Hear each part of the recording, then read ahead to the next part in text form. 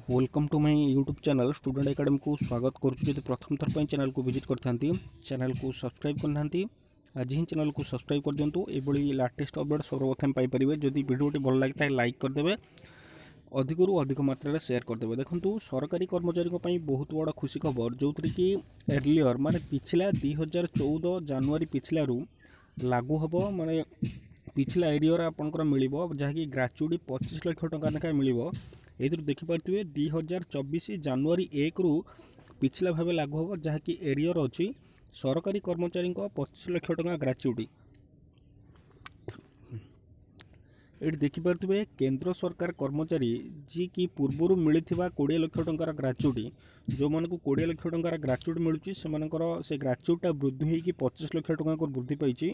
महंगा भत्ता डीए 50% बढ़िया पर ग्राच्युटी सीमा बढ़ी। जो महंगा भत्ता डीए 50% बढ़िवर ग्राच्युटी बढ़ी 2024 मे 30 नहीं सर्कुलर जारी होता बेले 2024 जनवरी 1 रु यह पिछला भाव लागू करा कार्मिक साधारण अभियोग एवं पेंशन मंत्रालय अधीन पेंशन एवं पेंशनभोगी कल्याण विभाग पक्षर जो ग्राच्युटी सीमा परिवर्तन नहीं 2024 मे रे सर्कुलर जारी हम।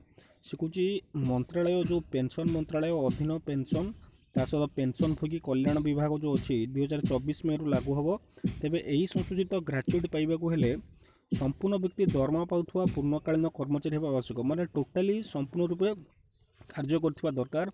एथि सहित संपृक्त कर्मचारी अति कम 5 वर्ष नियमित चाकरी करथिबा आवश्यक।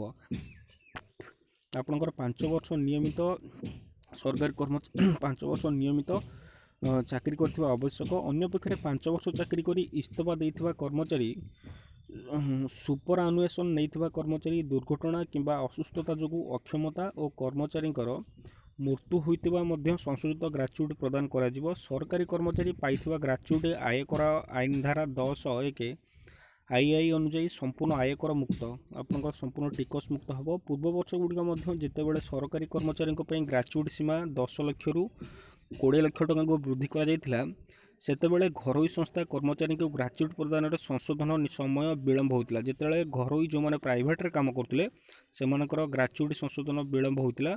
यह व्यतीत 2018 रे सीमा अंतर्भुक्त करने आईन संशोधन होगा पर अणसरकारी कर्मचारी संपर्क में आयकर आईन धारा 10(10) रे संशोधन मार्च 2019 रे अर्थात 1 वर्ष व्यवधान पर करा जायतिला।